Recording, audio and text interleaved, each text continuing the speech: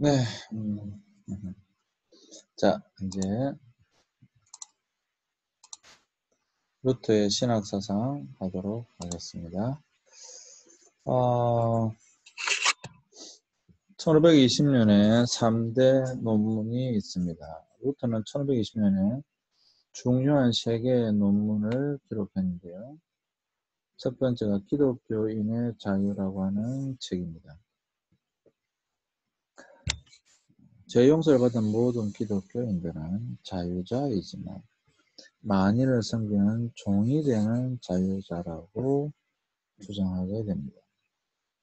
신앙의 문제가 죄로부터의 자유이며 그 자유는 그리스도 안에서 있는 섬김을 위한 자유라는 점을 제시했다는 점에서 혁명적인 작품이었습니다.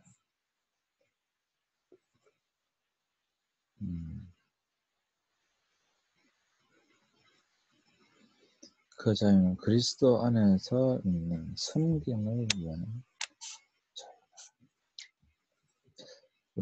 첫 번째 기독교인의 자유라고 하는 책이고요. 둘째, 독일 기독교인 귀족에게 보내는 글은 만인 제사장직을 주장하고 세례받은 모든 평신도들은 하나님 앞에서 성직자와 평등하며 하나님의 일을 하는 권한이 있다라고 발표하게 됩니다. 이 논문은 교회개혁을 위해 독일의 민족주의에 호소한 특징이 있습니다. 일단 성직자들의 교권의 억압으로부터 개인의 신앙과 양심과 권리를 옹호하는 평신도 신학을 출발시킨 것입니다.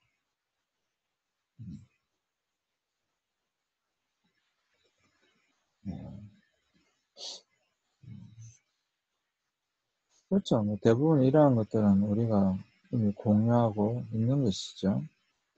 세 번째, 바벨론 포로에서 루터는 교회의 7 성례전을 반대하고 세례, 성만찬, 고해 성사만을 성례로 인정했는데 후에는 고해 성사를 또 없앴습니다. 그래서 우리 개신교에 남아있는 것은 세례와 성만찬이죠. 그는 또한 성만찬에서 화제설과 희생제사를 반대했고 성도들에게 잔을 주어야 한다고 주장하게 됩니다. 성만찬에 의해 화제설 이건 이미 했죠. 네, 여러분들이 보시면 되겠습니다.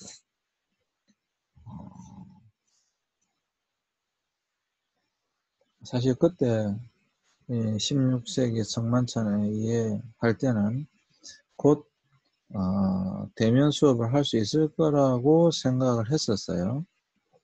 그래서 그걸 했었는데 안타깝게도 이제 그게 안 되게 됐으니까 한번 옛날 있으니까 한번 여러분 보시기 바랍니다. 그 다음에 하나님의 말씀.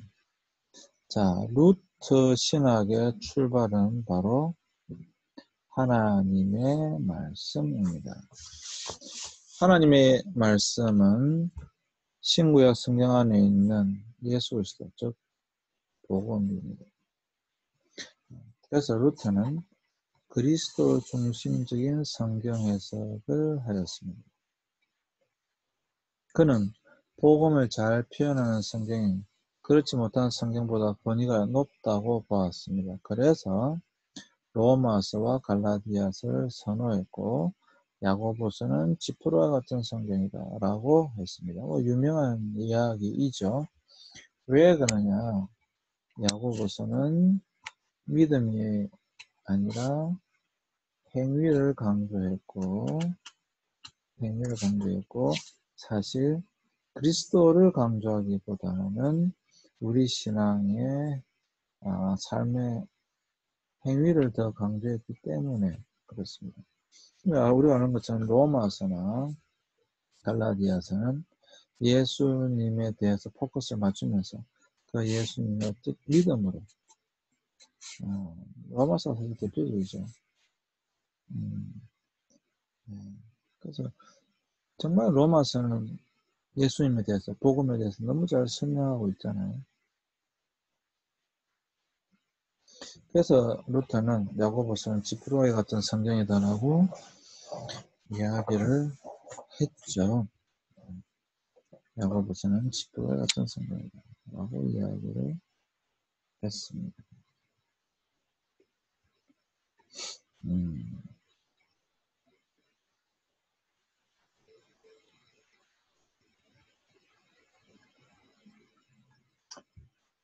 바로 루터 신학은 하나님의 말씀 중심의 신학이다. 복음 중심의 신학이다. 그리스도 중심의 신학이다. 라고 하는 것입니다. 그 다음에 루터는 복음이 교회를 창조했기 때문에 성경은 굉장히 중요한데요. 성경은 전통보다, 교회보다, 신학자보다 더 권위가 높다고 봐요. 사실 당연한 이야기인데, 너무도 당연한 이야기인데, 그때 당시 가톨릭 신학자들은 성경을 해석하는 권한이 누구에 있느냐? 교회의 전통에 속한 것이기에 교회의 교도권, 그러니까 가르치는 권한을 옹호했던 것이죠. 그러나 루터는 성경은 스스로가 해석자이며 성경 해석은 오직 성령의 조명을 통해서만 바르게 이루어질 수 있다고 보았던 것입니다. 사실 그것도 면접에 관련된 거예요. 면접에. 이 면접의 권위가 어디서부터 왔느냐. 당연히 면접의 권위는 교황이고 교회거든요. 교회가 이 권위를 부여해 주거든요. 면접으로. 그렇다고 한다면 이 면접에 대한 권위를 부여해주는 이것이 과연 옳으냐라고 하는 거죠.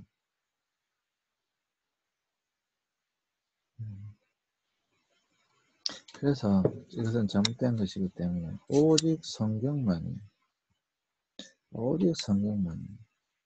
그 권위를 인정받을 수 있다라고 본 것입니다. 저도 동의합니다. 그 어떤 것도 성경의 권위에 맞설 수 없고 도전할 수 없습니다.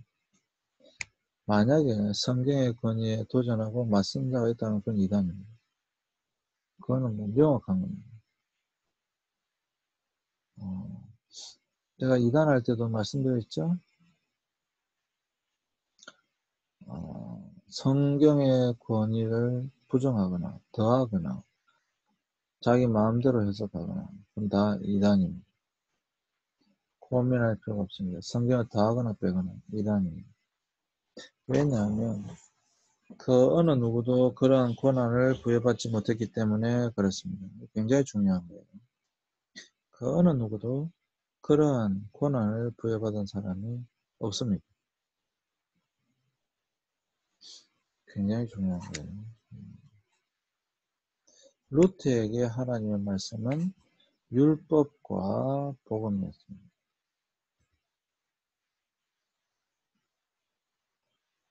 율법과 복음. 그는 율법의 역할을 두 가지로 보았습니다. 첫 번째 율법은 악을 방지하고 질서를 제공하는 시민법의 역할을 한다는 것이었습니다. 둘째 율법은 우리의 죄를 고발하는 신학적인 역할을 한다라고 하는 것입니다.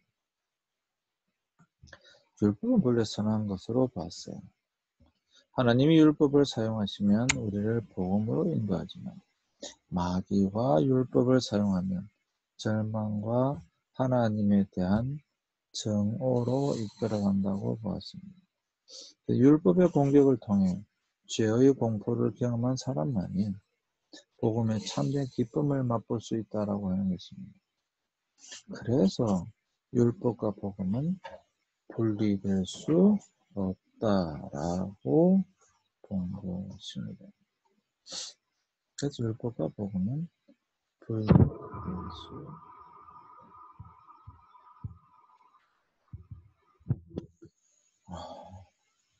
사실 뭐 로마서에 있는 이미 내용입니다. 그래서 바울이 로마서를 가르쳤기 때문에 이것을 더욱더 명확하게 이렇게 제시할 수가 있었던 것이죠. 이 로마서에 다 있는 내용이잖아요.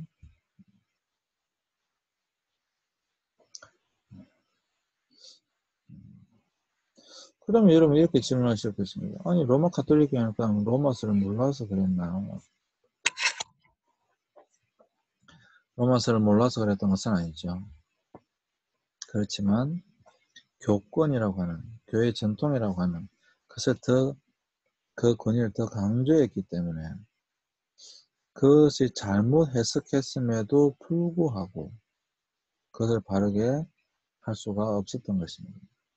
아니 그건 바리새인들도 마찬가지였잖아요. 사실 우리가 아는 것처럼 바리새인들도 굉장히 그 율법을 지킨다라고 하는 것이 그 첫 번째 의도는 좋은 것에서부터 출발했던 것입니다. 사실 포로기 이후에 율법을 똑바로 가르쳐야 되고 그것을 지켜야 된다. 하나님 말씀을 꼭 지켜야 한다라고 하는 그러한 생각으로부터 출발했던 거예요. 근데 그것이 세월이 흐르면서 본질이 아니라 말씀의 율법의 본질이 아니라 율법만이 남게 된 것이죠. 그러니까 로마 가톨릭 교회도 마찬가지였던 것입니다. 로마 가톨릭 교회도 세월이 흘러가면서 뭐만 남았느냐? 결국에는 로마 가톨릭 교회의 교권만이 남게 되는 것이죠. 교회의 보호. 사실 그건 교회의 보호도 아니잖아요. 교회의 보호도 아닌데 어쨌거나 자, 그냥 쉽게 말하면 자신의 이익에 자신의 유익에 보호죠. 그것을 이야기했던 것입니다. 그 다음에 노예의 의지와 이신칭. 자, 이거는 뭐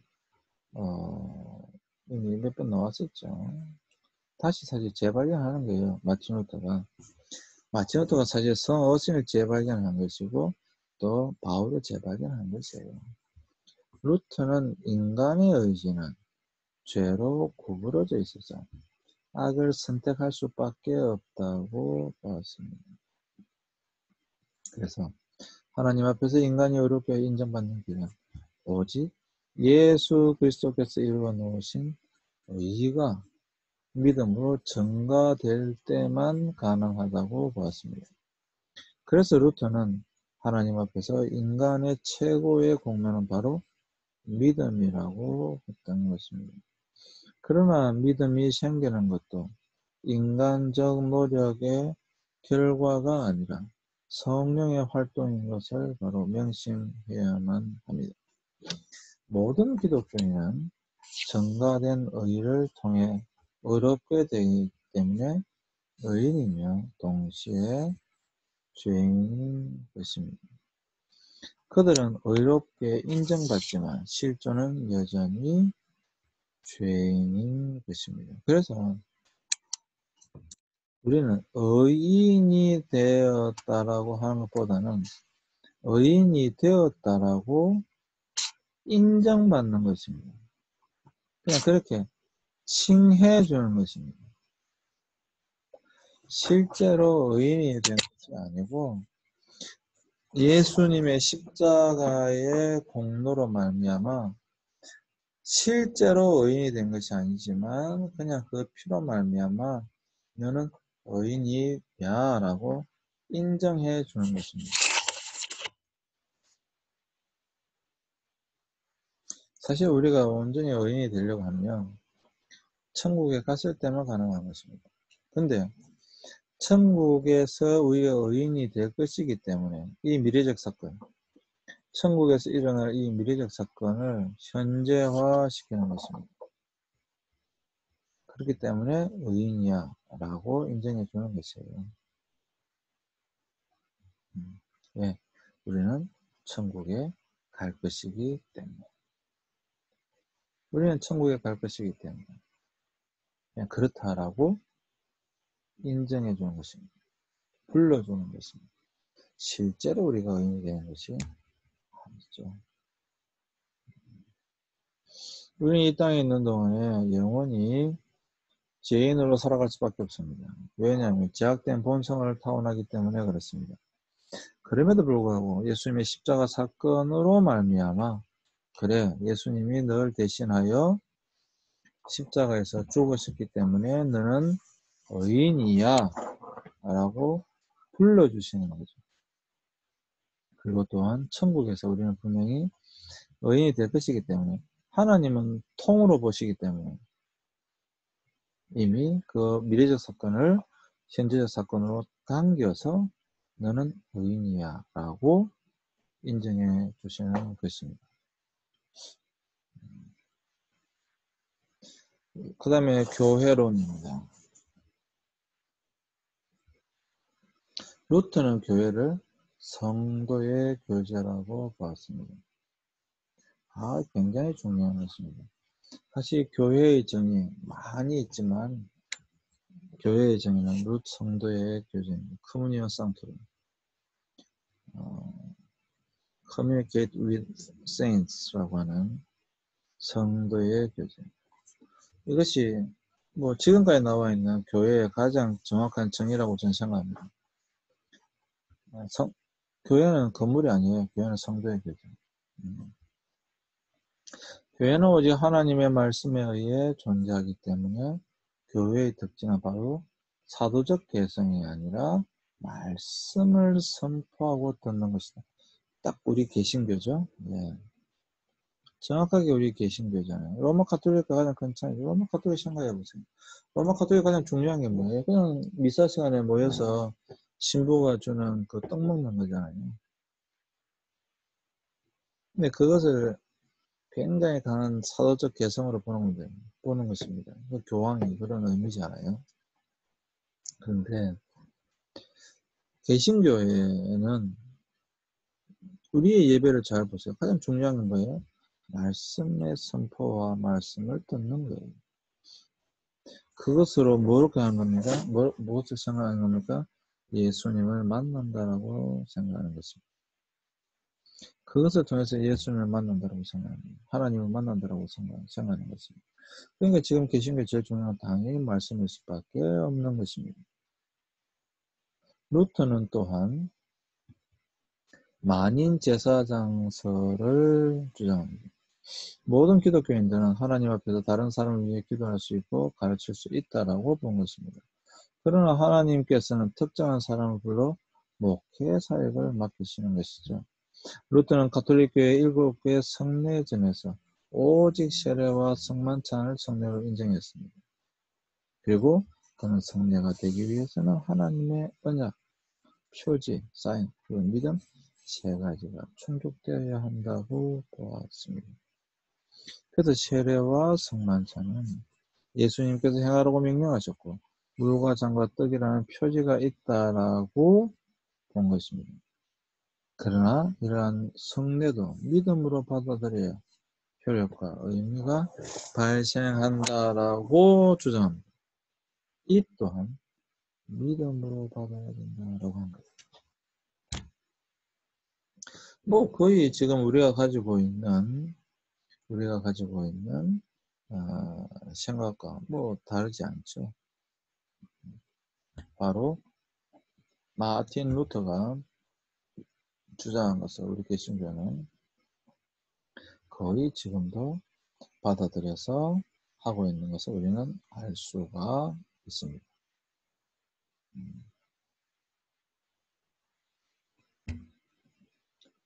교회론까지 봤고요. 그 다음에 두 왕국 사상입니다.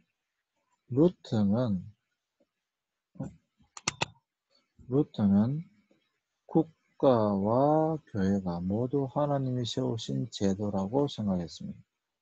그러나 국가는 율법의 시민적 기능에 속하며 교회는 복음에 속하는 영역이라는 점에서 차이가 있다고 보았습니다.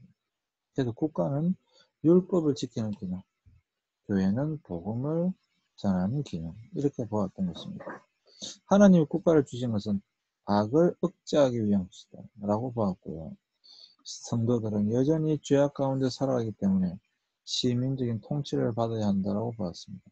그러나 복음의 왕국은 국가의 통치를 받지 않는다라고 하는 것입니다. 루트의 두 왕국 사상은 오늘날처럼 종교 분리를 주장한 시대에서 형성된 것이 아니기 때문에 또한 취약점이 있는 것도 사실이다라고 하는 것이고요. 그 다음에 토마스 민츠와 농민 전쟁인데 과격파 종교개혁된 토마스 민츠는 중세 신비주의를 공부했고 루트의 종교개혁의 자극을 받아 비튼베르크에 왔습니다. 1520년 루트의 추천을 받아 츠비카우에서 목회를 하던 중에 제세례파에게 영향을 받고 영성주의와 신비주의에 심취하게 됩니다. 그래서 1522년 비튼베르크에서 가톨릭 예배에 과격하게 저항한 결과 추방되어 체코로 갔고 그곳에서 후스파 과격주의와 접촉하면서 종말이 임박했다는 확신을 가지게 됐습니다. 그는 성령을 받기 전에 고난과 신을 겪어야 한다고 생각했습니다. 사실 농민전쟁이 큰 문제가 일어났었죠. 그래서 많은 사람이 죽었습니다. 일종의 하나의 새로운 이단이 나타나게 된 것이 1523년 죄송합니다. 1523년입니다. 1523년 알세드의 목사가 되었고 가톨릭의 박해에 저항하면서 하나님의 언약에 기초한 기독교 동맹을 형성하였습니다. 1524년 루터가 작센의 영주들에게 경고한 결과 그는 알스테드에서 추방되었고 농민전쟁의 중심부인 독일의 남서부로 갔습니다. 1525년 그는 멜하우전에 와서 농민전쟁이 시작되자 스스로 지도자가 되었고요. 종말의 때에 선민들의 투쟁이 시작되었다고 선포했습니다. 1525년 5월 그는 전투에서 패배하였고 체포되었으며 고문당하고 처형당하게 됩니다. 토마스 민츠의 신학과 루트의 신학은 네 가지 측면에서 대조적인 게 있는데요. 그게 뭐냐면 죄송합니다.